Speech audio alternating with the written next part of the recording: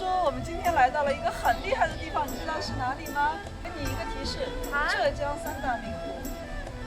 浙江三大名湖就是杭州的西湖、嘉兴的南湖，还有……对啦，还有就是绍兴的东湖。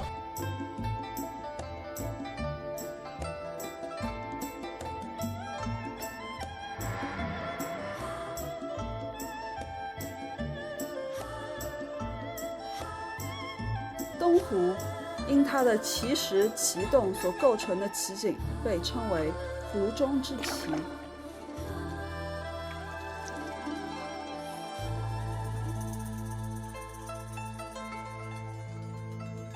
东湖所在地原为一座青石山，秦始皇东巡时曾在此驻驾饮马，故被称为若溃山。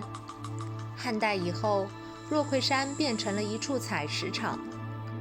清末，这里被装点成山水相映的东湖。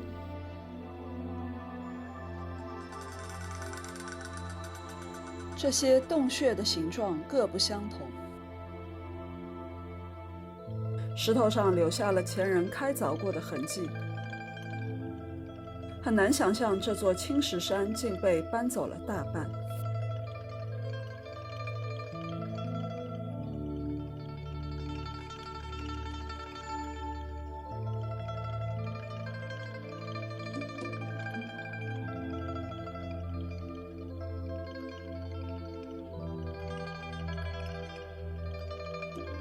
温暖的春风让东湖的水面泛起了涟漪。这些巧夺天工的石壁让人啧啧称奇，仿佛置身于一个天然大盆景之中。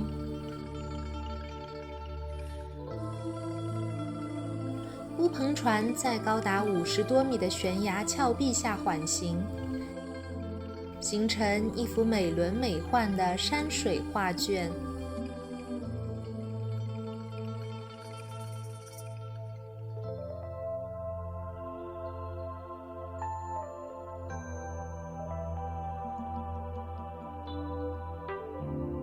传说王母娘娘曾在此种下一棵仙桃树，为防仙桃被偷，故派天将在此把守。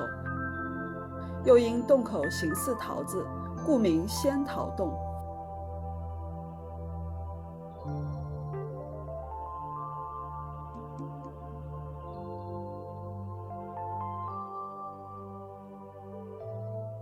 喇叭洞又称空谷传声洞，洞壁的回音在远处的万柳桥上都能听见。